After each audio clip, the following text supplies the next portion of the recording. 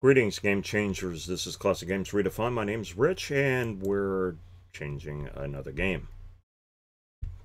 This is Kobayakawa, and I apologize for not actually showing the game. I have a poor camera, and also if this were in Tabletop Simulator, I could run into a problem with the publisher. I don't know if it is or it isn't. I haven't checked like that here. This is also a subset of the cards. It's 2 through 9 of one suit. Obviously, the full deck is different, but we're going to do a round or two to see how this works. So it's not that important.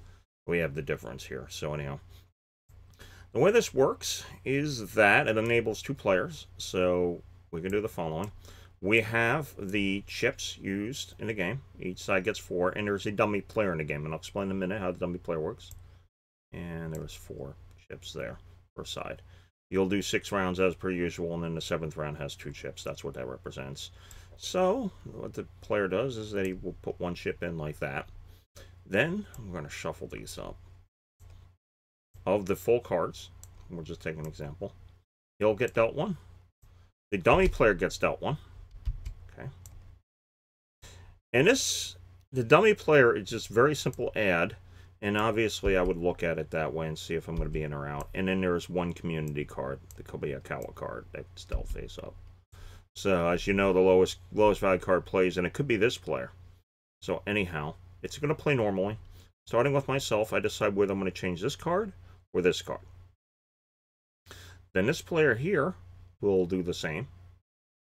And the dummy player is left alone. That stays consistent. Then I have the option of betting. And then this player, whether I'm going to be in or out or stay out, then this player, I can put it into the pool here like that. If I'm in. This player can stay out. And then this doesn't, the only reason why the dummy player has money, the dummy player is never in or out. I mean, can get money but never has to put anything in. That's a timer, so if both players really play badly, you can lose to the dummy player in this. So, you go like that, you play around. Then you would flip and see who has a community card. Let's say this player goes in.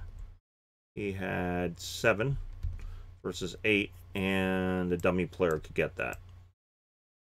At that point, he had it. So he would still have, that's the start player marker. So that's what we have. He would still keep this.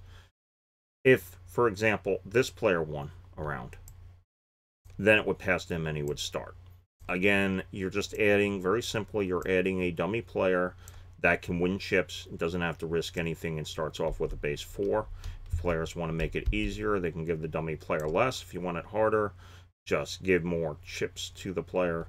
The dummy player, and the object here is to win that way. So, you're just going to play around in each round. Obviously, what you do is everything gets taken back in and you deal them out. That's my understanding how it works. And then this goes to the player who won the round. If the dummy player won the round, it still stays with the prior player. The dummy player never leads. So anyhow, and in the final round, 2 chips will go in, and then players have to meet that requirement. So that's how this works. Very simple. And I figured I'd show it off. I apologize for not showing the equipment. I just don't want to get in trouble with the publisher. You get the idea. That's not a full deck. And part of the reason I was debating to do it, because, you know, you should go out and buy the game. But anyhow, it's a very simple idea to do it that way. Just have 1 player over here and 1 dummy player with 4 chips, and it could go up accordingly. So that's it. Very simple game. And you can play 2 players.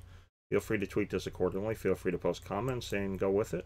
And I guess that's the latest. So I do want to thank you for watching. May your die always roll 5. And remember, don't hate the player, change the game.